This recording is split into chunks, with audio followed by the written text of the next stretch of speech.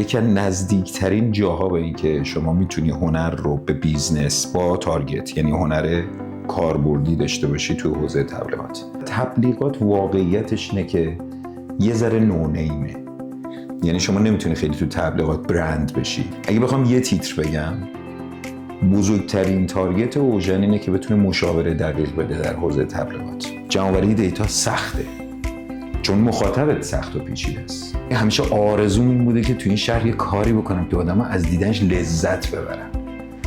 خب این باعث میشه که اون برند هم با لذت در ذهن مخاطب بمونه. اون تیم تحقیقات بازار یکی از داستانایی که داره، باید بتونه سلبریتی ها رو ارزش گذاری کنه از نظر برند. جای خطرناکی که بسیار خطرناکی که برای یک برند وجود داره نزدیکی به سیاسته. چه موافق شما؟